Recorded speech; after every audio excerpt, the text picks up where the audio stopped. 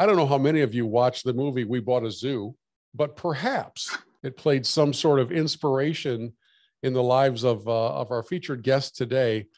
Jim and Stacy Slobodnik Stoll have quite a history in the game. Let me just run down a few of the resume highlights, Stacy, for your career as the head women's golf coach at Michigan State University.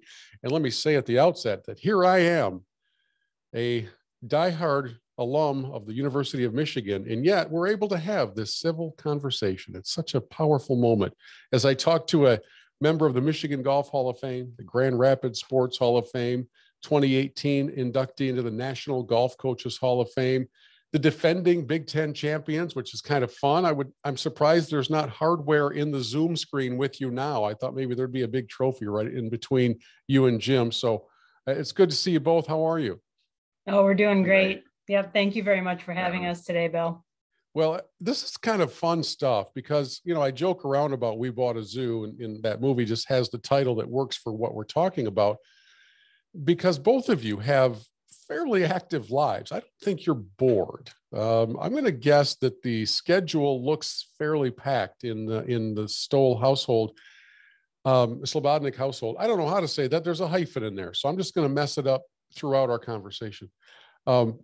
And yet, you two made the decision in 2021, in the midst of a pandemic, to purchase a golf course back in the spring and another one in the fall. So let's talk about it. Why'd you do it? I think for the most part, it's, golf's been a big part of our lives, from the very beginning. We both love the game, and I'm at the point where I'm kind of, I guess you want to say the second stage in a career. And I said, what a great way to go. I mean, giving back and being involved in golf, the game that's basically been a part of our lives the whole time. And it's just been a really fun experience. And it's, it's a different mindset when you're out there trying to create a great experience for the golfers.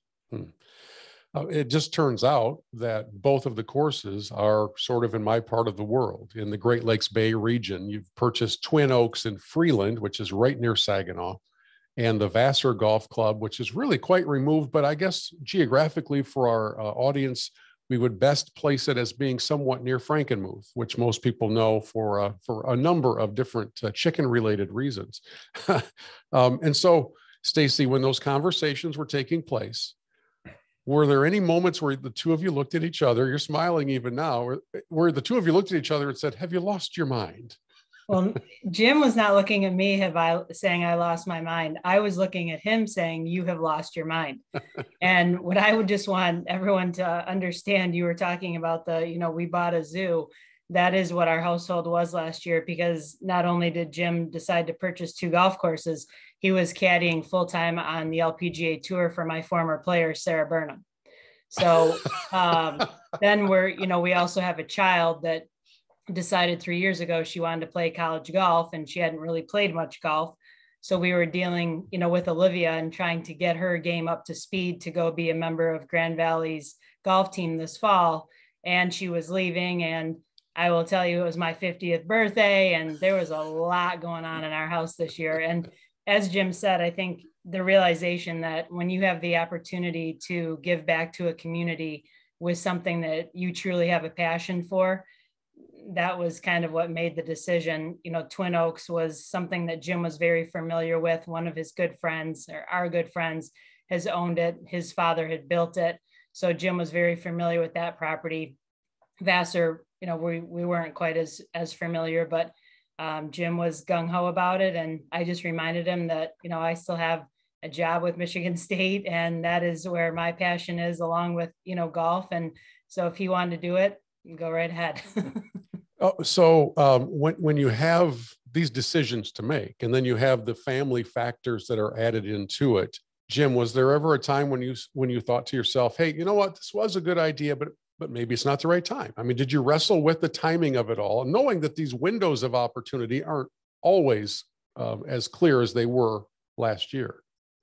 Um, yes, you think about that all the time, and when you start putting, I don't want to say like a time value on each one of your years, and with both of us being 50, and you look at the kind of, you put a matrix out from the time frame when you're 50 to 75, those years between 50 to 60 are quite important. While you still have hopefully good health and whatnot, and but ideally we're going to have the winters off, and we'll get to spend some time together in the winters, and the summers. The summers they've always been busy for us. I mean, obviously with Stacy, with a full tournament schedule, and with what's happening with their kids and where they're playing, and with Valerie playing in the invite down at the Masters and traveling around. So I mean, it just all kind of fits in, and there's never a dull conversation at the golf course, which I found out even last summer when I would be there. We'd either be talking about the LPGA tour or what's happening with the state amateur. I mean, it's still a lot of conversation about golf.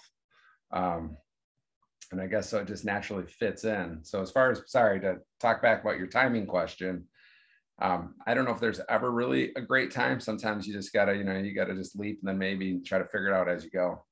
Well, there was a lot of conversation. And in fact, in another outlet that I talked about what to do and how to handle life during an era of shutdowns and lockdowns and mandates and all the stuff that in many cases drove people to not do anything, really, to become quite sedentary and to sort of shut down their dreams and their ambitions, and to their own detriment. We've seen the mental health side of all of this pandemic garbage that we just need it to be done with.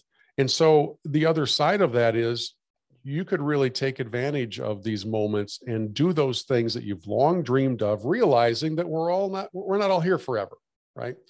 And so when I hear you talk about you kind of living out your dream, I'm curious as to how far back the dream of owning golf courses goes. It can't just be a whim that you came up with in early 2021. No, I mean, not at all. From graduating from Ferris in the PGM program, right after college, I was a pro, down at Miami, which is, resort style golf course. And when you're involved with golf and it's being run as a business and you're a pure golfer at heart, it really it gets really frustrating because you see decisions aren't being made with the intent of making sure the golfer has a great experience. Is always being made with the intent of making money. And that really kind of I don't want to say soured me on the business side of golf. And it's always one of those things you say to yourself, boy, if I just had the opportunity to, make these decisions, I would do it this way, or I would make sure people had this experience. And I guess, so that's kind of I don't want to say it's always been, kind of tucked away back there. And so when the opportunity presented itself, and, I guess that's kind of the driving factor is, we look at everything through the eyes of saying, hey, if you had to create a perfect day at golf, how would you want your day to go? And we try to deliver that. I mean, I guess that's the recipe. It's that simple for us. And we've had been so fortunate to have so many of those perfect days of golf in our life, and our Jim and I, and now what we get to share with Olivia. That was to me, like something that was really cool that we were going to be able to do, because Twin Oaks and Vassar are a little different facilities. And, we need every type of golfer for golf to stay relative and active in the US. And we want to promote golf and have more golfers. And just that understanding that we're going to be looking at those two golf courses maybe in a little different way, because we want people to come out and say, wow, that was an awesome day. And so Jim and I have that knowledge and the ability to analyze, what that really looks like for people. We know that the condition of the golf course is important. That's something that Jim worked on immediately on both golf courses. Yep. We know the food is important, coming in and having, whether it's a burger, a beer, or whatever it is, that's something that's being analyzed. So it has been kind of fun to really, just Jim and I talking over and over again of like, what is that perfect day of golf and what makes people happy coming out to, to play the game. And for some people, it's being a member of a league and playing once a week. Awesome. We need those people. For some, it's playing 5 to 6 days a week. Maybe it's 9 holes. Maybe it's all 27 at Twin Oaks. It's, everyone's days look different, but we want to be able to service the communities that these golf courses are in, and have both places be a place for people to come and join and have fun and, eat and drink and enjoy themselves. Yeah, I love that approach, especially when you enter into a property that you don't have a great history with. So you do your financial homework and you do a site visit and that kind of thing, I'm assuming, as you get ready to purchase Twin Oaks first. And then reality hits, because at some point, Jim, I don't know when it was, but at some point back in the early part of 21, somebody handed you some keys. And it was the next morning when you were the guy unlocking the door for the first time. It happens to new homeowners. It happens to new business owners. What was that like for you? Do you remember that day? Yes. I mean, I guess that moment you're talking about was the first day walking through the closing procedures which, I'm thinking, you just lock the door, set an alarm, like, back in the day of being in a golf shop. But then with the whole facility, the checklist starts from basically you start on one side of the building and you're going through and you're doing a walkthrough through the entire kitchen and making sure that everything in the kitchen is shut off, nothing's left on there. From, all the way over to the bar side to the walk-in includes, you're responsible for the whole building as the kind of the exit manager. And that was the day where I was like, wow, there's a lot more going on than just what I learned on the golf pro side, if that makes sense. What was the biggest surprise out of all of it for you at Twin Oaks? How much work goes into the food and beverage side in between the kitchen and the food and beverage, and how hard those people really work on a daily basis. We all go out, eat at restaurants and have meals, and what really happens behind the scenes with the ordering and the menus and the prepping of the food and how much work really goes into it. I think we all take it for granted when you go sit down in a restaurant that it all just kind of happens. It looks easy, but behind the scenes, there's nothing really easy about that. Well, especially in an era where it's hard to find help. Now, maybe you had a better stretch of employment and team members than most restaurants, but it's been really, really rough out there. And I have to imagine at some point, Jim was, wearing an apron, flipping the burgers, and maybe even bringing it out to the table, which is not what you signed up for as an owner. Oh, I didn't see that, but I'm waiting for that day, Bill, to see that. I thought maybe you'd be working a shift as well. Well, I will tell you, and I know Jim is going to say the same things. He has some incredibly loyal and long-term kitchen staff, bartenders, wait staff at Twin Oaks that we feel so blessed to have. They've been there for 20 plus years. So from a Twin Oaks perspective, it really was awesome and just great to get to know, the people that had been on long-term from a Twin Oaks perspective. And I'm kind of figuring I better learn how to do all of these jobs, although I watch them. And I mean, I don't even know how to make a mixed drink, let alone, make a taco or a hamburger in the back kitchen. So I've got my hands full learning how to do all the jobs out there. Well, it leads me to wonder also, as you now in 2022, you move into the full ownership of another golf course. So let me kind of set the scene for folks. We have listeners and viewers of the Fore Golfers podcast all around the country. So and you two, honestly, you can stop me when I get something wrong. I don't want to be inaccurate. Okay. The Twin Oaks golf course is a very public course. It's not pretentious. You're going to come and play basically however you want to play. The vsassar Golf Club is very rural. It's very much out in the country. It has a stressed past or distressed past. To a point where I wasn't really sure it was going to be around very long. Maybe somebody's going to chain the doors shut, and thankfully that's not happening. But they're two very different properties. One of them seems to have a very fun atmosphere, and the other one seems to have a very suspicious atmosphere, or did, where if you came into that course in vsassar not as a member, everybody look at you sideways like you were walking into Cheers and nobody had ever met you before, kind of a thing. Like you weren't really sure if you were supposed to be there. So not only is there the golf experience to deal with and conditions of courses and the restaurant, that kind of thing, but isn't there also kind of a cultural adjustment to make when you want the world to know you're welcome to come and play here?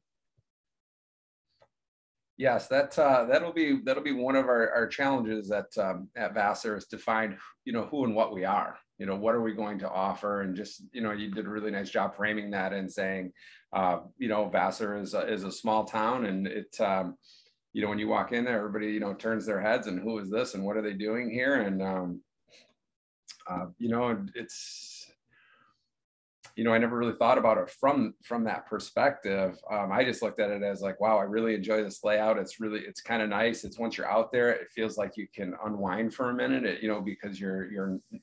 because the property has a really nice feel when you're there, and it's like you just feel immersed in the golf, and you play, and the backman's got some really nice rolling hills, and you got to work the ball both ways off the tee to score well there,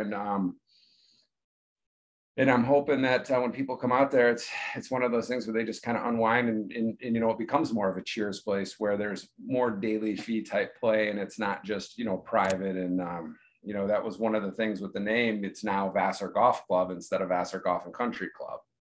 So it's just now it's going to operate as more of a pure golf club where you come out, you play golf, you have a great day, go up to the restaurant, hopefully have some good food and a beverage, and one of those things like, wow, this was really good. It was a break. You leave there feeling like this was the break I needed. All right, back into the real world. Yeah. And I hope, what I hope is I've been out there, minimum amount of time so far, but I did have a chance to play the golf course with Sarah, my player that plays on tour in the LPGA that Jim caddy for. We had a great time out there. And I just hope that the people who have been there, who have enjoyed the golf course, understand that if they want to continue to enjoy the golf course, we need people. So, it was at a point, as you were saying, that it was, are the doors just going to shut, and is it going to be turned into something else? Well, that's why we're trying to, save it, because we didn't want that for a golf course. There's too many golf courses that are shutting down.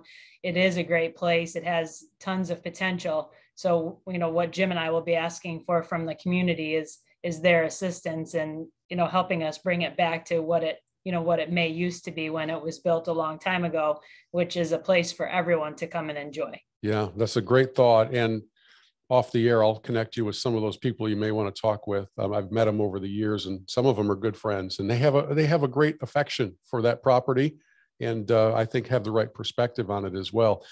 Jim, are you going to miss having the bag on your shoulder, or are you going to try? You're not going to try to do both of those things. You would literally be insane at that point.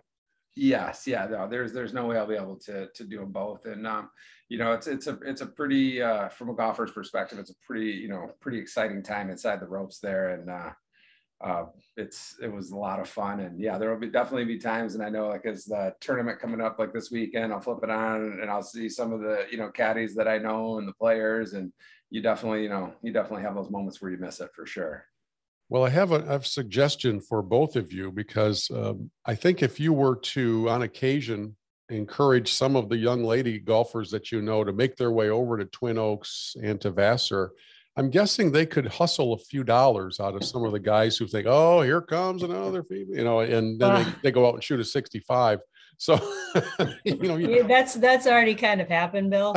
So tell me this story. We had Olivia's graduation party out there. We had a little 9-hole scramble, and Valerie Plata, our kid who's going to be playing in the Augusta Women's Amateur, was there with Caroline Powers and a couple other of my players who are also Olivia's friends. And Valerie shot a little smooth 29 on the front side, at Twin Oaks, and she was thrilled. And then we went into, what I call the party barn, which is a great area to have food and drinks and, be with family and friends. And she was smiling for a couple hours after that. And so we already know we've got one fan on my golf team, Valerie. Oh, that's funny. But, well, I do want to tell you this, Jim, that over the course of this last season, a number of my friends that play on leagues at Twin Oaks and things, I never mentioned to them that I had a connection to the new owners. I just said, hey, how's the course doing? That's all I asked. But they were raving about the improvements to the conditioning. And in reality, especially when you have a community-based course, I mean, I'm not suggesting that either Twin Oaks or Vassar are going to draw golfers from, Grand Rapids, right? It's not necessarily a destination. It's a community course. We all know what that means. Exactly. It means it's really good.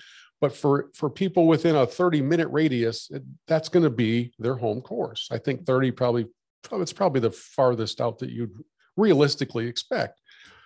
When they see investment, attention, and improvements, it means a lot to them, and word of mouth spreads quickly in those small circles.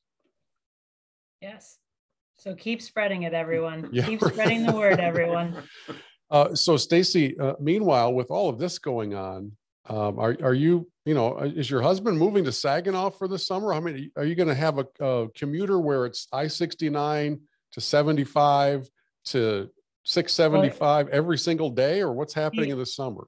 He already moved to Freeland last summer. So he rented a duplex up there. And also our daughter worked at Twin Oaks, so they stayed up there quite a bit.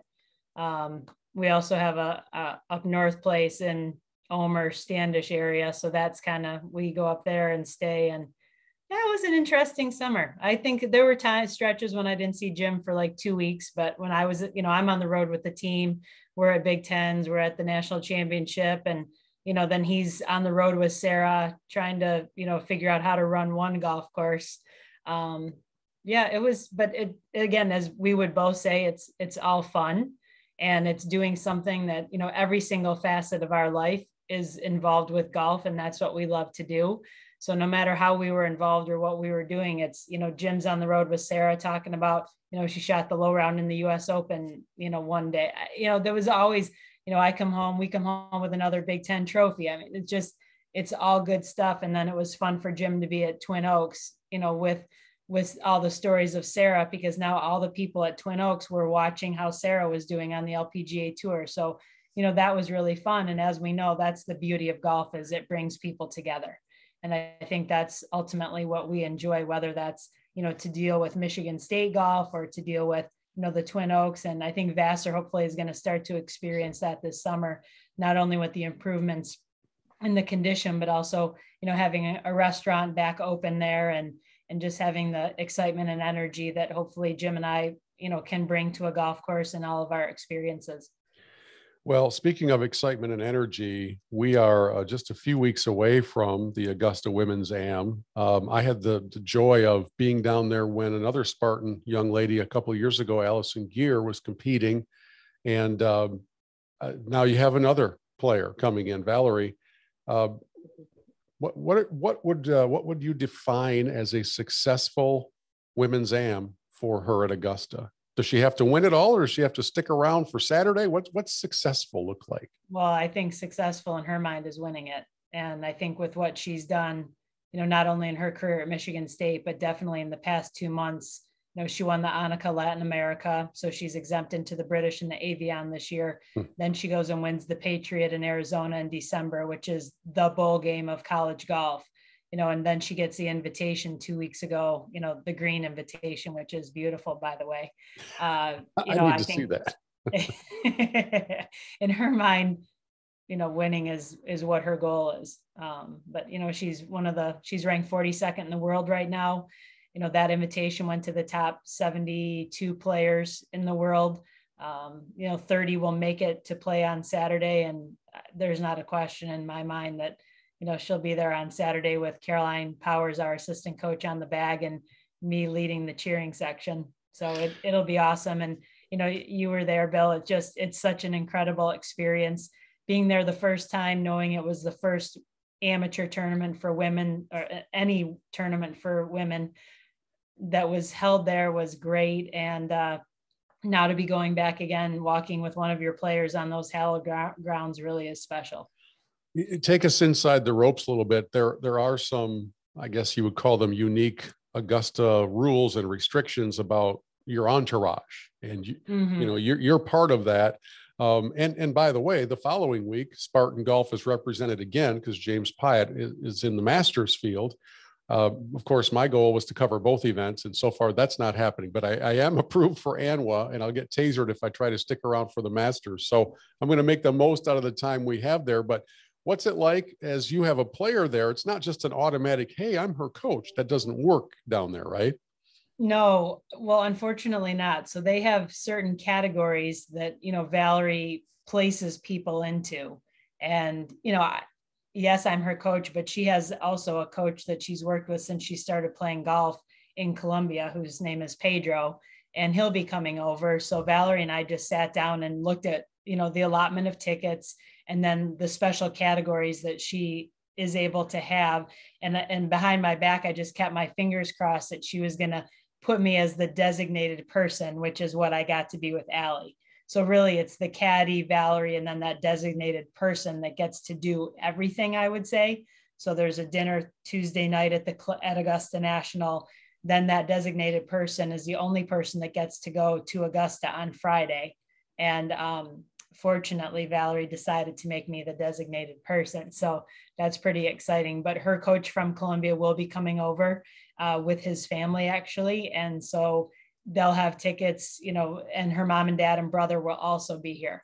But it's a pretty special experience on that Friday because, as you know, the only people that are there are the caddy, the player, and then that designated person. And you were there, so I know you got your special pass that day, but there weren't many other people on property, you know, besides the caddies and the players and that person. And we actually got to walk anywhere we wanted to, which was pretty special. I don't actually think they're allowing that anymore. Well, actually, to fill you in a little bit on that experience from a couple of years ago, I was allowed as a media member to go to the range on that practice round Friday and nowhere else. Yes. We could not go out on the golf course. We could not leave the media center except to go to the range. And the other part, I will give you the short version of that story. The other part of that day for me was almost a cruel tease because weeks prior, I had committed to a speaking engagement on Friday evening in Hemlock, so not too far from where your new golf course is. And I didn't want to renege on that. And it was only the week before the Women's Am that they emailed me and said, hey, on second thought, why don't you come on down? So I literally on that Friday or on that Thursday, I flew down to be at Champions Retreat. On Friday, I could access the media center starting at 7:30 in the morning. I then had until about 10 a.m. before I had to drive back to Atlanta, get on my flight back to Michigan. And I rolled into this church where I was speaking with my son. We were doing a father-son presentation as they were introducing me after breaking a land speed record. So my prior Augusta National Women's Am experience was just this little appetizer platter of, hey, I got to walk to the range. I saw Stacy. I talked to Allison. Looks like it's time to go. And it was really, really miserable in that regard. So this year, I'm not booking a flight home until Sunday because that, you know, I'm gonna soak in all of it as well because it is such a special experience. And you both having been there, I mean, can you, Stacy, you told me this before. I'm going to let you tell our audience your reaction to being on the grounds there for that in that occasion.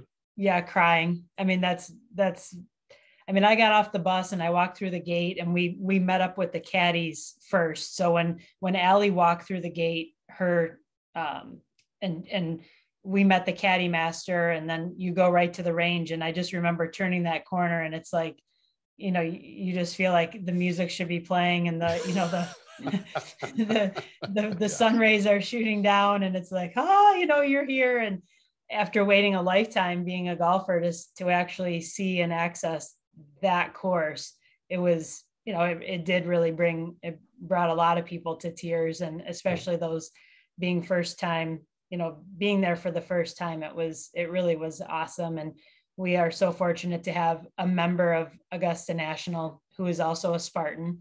So he made the whole experience really neat for Allie and I, just, you know, taking us under his wing and making sure we were taken care of. And then of course I got to be there with Jim and our daughter, Olivia. So walking around on that Saturday, you know, unfortunately Allie did not make the cut, but we still got to experience everything that Augusta did for the women, which was awesome. Yeah, it was just, it's something you'll never forget. And I'm so looking forward to walking those same grounds with Valerie. Yeah. And what a shame it was to lose the momentum and just not have it the following year. So it's so cool to have everything kind of coming back together and being able to enjoy. People tend to forget quickly how exciting the first version of that tournament was between Kupcho and Fosse. And it was really good drama. And I anticipate that same thing happening again. Okay, Spartan Golf. You're going from a participant in the Women's Am to the U.S. Amateur Champion competing in the Masters. I have to think the recruiting brochures are looking pretty snazzy these days. We're just kind of, the word on the street is, the Spartans are having a big party at Augusta National. Yeah. And I don't know if you're aware of this, but this is kind of how crazy it's going to be. So Caroline and Valerie will go from Clemson, our tournament that butts up to the Augusta National Week. They'll drive over to Augusta on that Sunday, which is the 27th. I'll fly home with the team. Then I'll fly back on Tuesday. And then Caroline will caddy for Valerie. Caroline's husband is Dan Ellis, who is our men's assistant coach. He will be caddying for James in the Masters. So Dan will be able to access Augusta National on Saturday. So he and I and hopefully Jim will be there watching Valerie in that Saturday. And then Caroline and Valerie will then come home Sunday. Dan will stay in caddy for James. And then obviously Casey Luban, our men's coach, will come down. I think he arrives on Sunday. So yes, it's going to be a Spartan party down there. And well, okay, that all leads me to a more selfish question, and that is, which of the Spartan jets do I get to fly down on? I'm just, there's got to be room for a 6'5" guy to sneak away in the back there somewhere. Come on. We'll be on the jet on the way down to Clemson, on the way home from Clemson, but I think Delta's going to be flying me down on that Tuesday. I realize that recruiting efforts these days can, in many cases, begin with some online presence where somebody makes you aware of a golfer you otherwise probably would never have heard of. It's some talented player in a state that perhaps you don't normally recruit, and it's just this super talented kid but I have no idea how you find somebody in Columbia. Is your recruiting web international? Because this story of Valerie coming to East Lansing has got to have a pretty good backstory to it. Oh, it's definitely, our recruiting is definitely international. And, the young women that we've been finding from Spain, we had one graduate last year from Japan. Our 2021 USAM semifinalist, Valen Rossi, is from Argentina.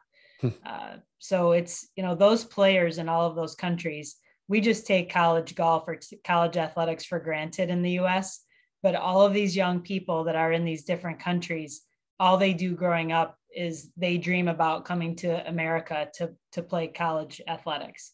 And so every single one of these young women that we have on our team, that was their dream, is how to get to America to get a scholarship to play college golf. And so that's why they're interested in coming over here. We see them at tournaments that they will come to the US for, a big one being the tournament down at Doral, the Doral Publix tournament is a big one where we see internationals. And what happens with the internationals, as with Valerie, is, once you get one of those players from a country and they have a good experience at your school, they're the best publicity you can have. They go back to Colombia, they go back to Spain, they're letting their national team members know what a great experience they're having at Michigan State. And so then, you get the next one, and it's kind of really the domino effect. Valerie was an interesting case. We were looking for a player to replace a scholarship, and she ironically had not signed early, which is, for a player of her caliber, it was very strange when we found out she hadn't signed. And so this was in November after signing, and Caroline, our assistant coach, had found that, this Valerie Plata hadn't signed a national scholarship letter of intent. So I went down to Trump Doral and watched her. We then had her come on campus 2 weeks later. And so within a month's time period, we recruited her and signed her. And it was interesting because I didn't ask her this until she actually got to Michigan State. And I said, Valerie, how come you didn't sign, in the early period? And she when she first got to Michigan State, she was very shy. And she said to me, because I knew I was better than the schools that I received offers from. Like, she felt in her heart that she was a better player than where she was being offered. So she waited. And then Michigan State came along, luckily. That's pretty mature to have that patience and that determination. And that's ironic you say that was maturity, because at that time she was 16. Her whole freshman year at Michigan State, she was 17. Really? She didn't turn 18 until the June after her freshman year of college. So she's a pretty remarkable young woman, and has obviously been an inspiration and an incredible leader. And, and really has just escalated her game, as so many of our players do at Michigan State. They come in and they're at a certain level, and when they leave, they're ready to play professional golf and play on tour. So it's been a great process with her, and it's fun to do a job that you're allowed to help people reach their dreams. Yeah, for sure. And I was also thinking about that recruiting effort where, if Tom Izzo is really after a stud athlete, he might be able to lean on a phone call from Greg Kelser or Magic Johnson to say, hey, I would love to see you in East Lansing.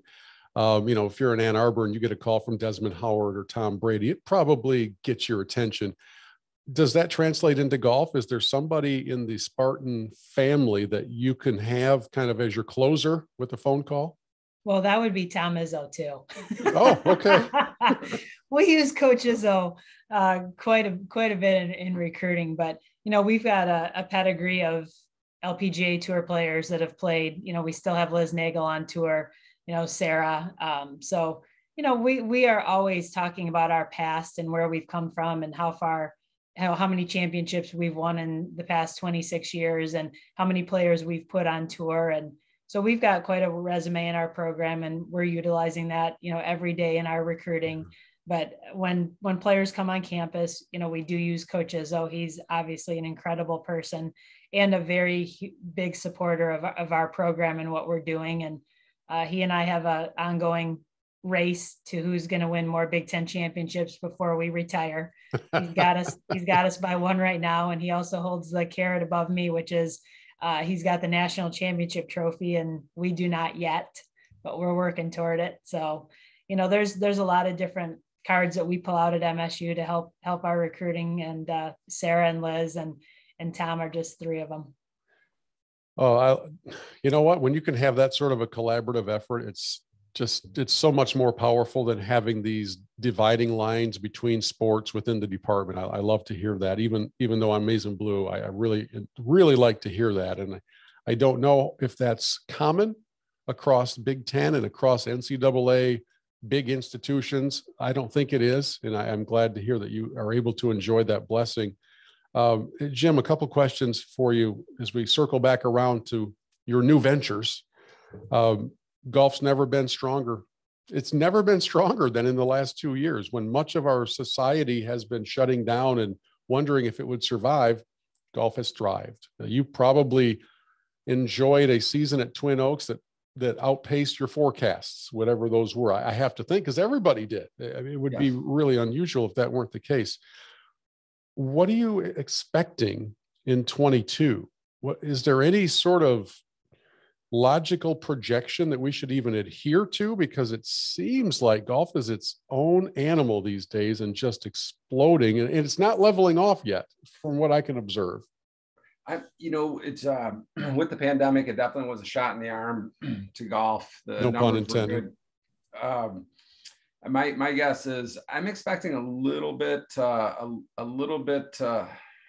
down from last year, this year. And the only reason I say that is, the price of gas is up, and when people stop, being in mid-Michigan and rural areas where people drive a lot, and a lot of people with, weather like we're having today, they have, bigger vehicles, and, gas is a big impact. So I guess I'm expecting inflation to set in, price of food, gas, to maybe cut a little bit of the recreational dollars a little bit, but we're still expecting a really strong season. Do you have these, perhaps there's a committee meeting, perhaps I'm looking at the committee between the two of you, where you try to balance out that whole law of supply and demand, where, man, we don't have an open tee time all week. What if we considered bumping up our rates $3, $5 a round, knowing how much that adds up over the long haul? How do you make that decision? Well, right now with our two biggest factors are, cost of labor has increased, fuel for the equipment that has increased. I mean, with the mowing and what it takes, the cost of golf cars has increased, the cost of maintenance equipment has increased. So we've had increases across the board. Food costs have went up. So you just try to, you kind of know where your price point is, and, you have to make some adjustments, just because if you don't make those adjustments, things wear out in time and you don't have any money then to do the capital improvements if you're not charging an appropriate rate. And so you're really just trying to provide value. And it's a formula along the lines of, here's our anticipated costs, here's the anticipated rounds, divide that out, see where it needs to be. And, we're still a community value-based golf course. And so if we look at taking a rate increase, it's only because we've had increased costs. I think in many instances, the tutorial on the hidden costs of golf would be a very valuable one for most golfers, most consumers, who would come away from that sort of a presentation probably saying, I had no idea all of those things added to the cost. What does it really cost the guy for me to go out there and play 9 holes? $3 in cart gas? No, you're not even scratching the surface of it. So, as a new golf course owner in the first season, is there anything that you get to the snow time, you get to this time in February, is there anything that you lay awake at night going, I wish I had done that differently, or I'm going to do this differently moving into the next season? So, the saying that Rome wasn't built in a day. Yeah.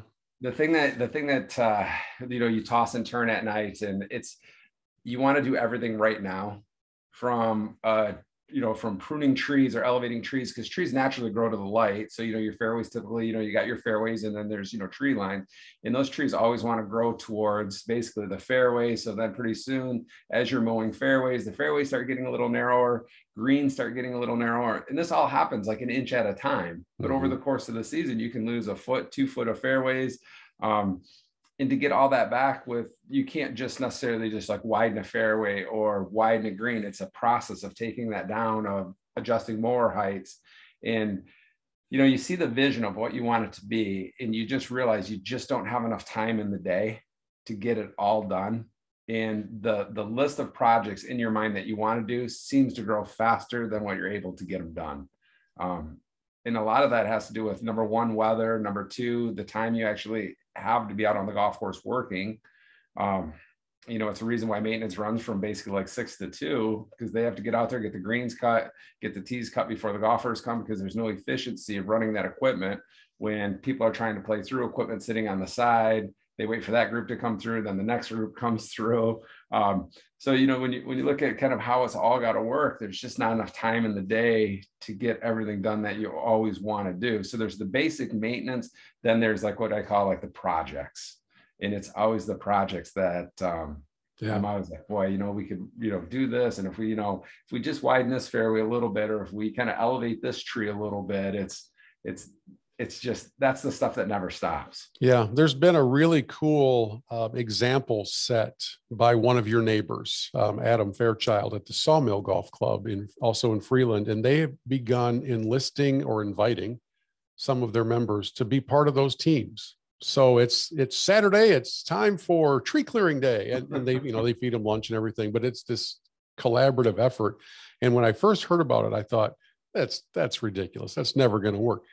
Really has become an all hands on deck in an era where nobody wants to work. People are volunteering to work instead of being paid to work. So who knows, you might find that you have a core, like a nucleus at both of the courses who say, we do like this property and we're willing to pitch in. What do you need?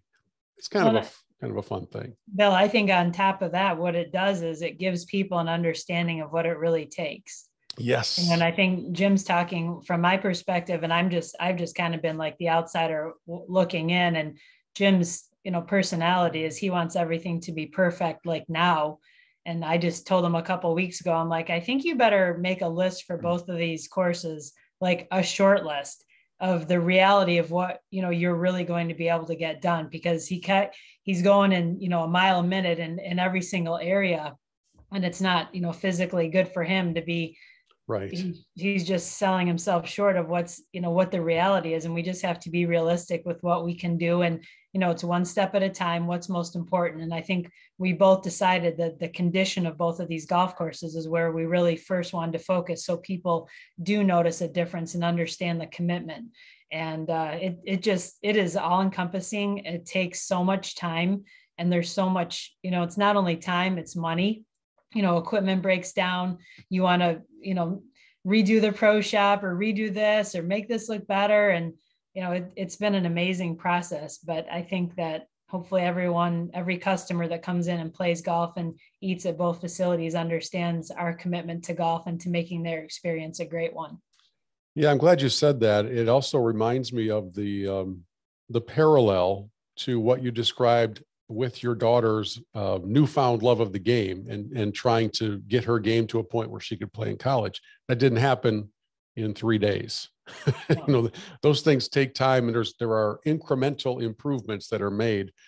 And if you try and do it for 15 hours a day, you're going to hate the game. You're going to burn yourself out. You're going to collapse of exhaustion. So we certainly don't want that for Jim. And, you know, Stacy, if he's up here in my area and you need me to go keep an eye on him and maybe just kick him off the property at some point, just text me and we'll go over and say, Jim, you've had enough today. Get out of here. And, you know, maybe we can keep the burnout level to a minimum. So, okay. Well, it's exciting times for both of you. And it's a great story. I always love learning of people who have a passion for the game. And obviously that's the case in your household. And so now we wish you nothing but the best of success, both as golf course owners and as a Hall of Fame golf coach. And yes, this Wolverine will be rooting for the green and white in Augusta in 2 consecutive weeks. And how cool would it be to have a little breakthrough for both of them to be around for the weekend and maybe make a little splash along the way. So it's fun times in Spartan land for sure. Thank you, Bill. Thanks for having us.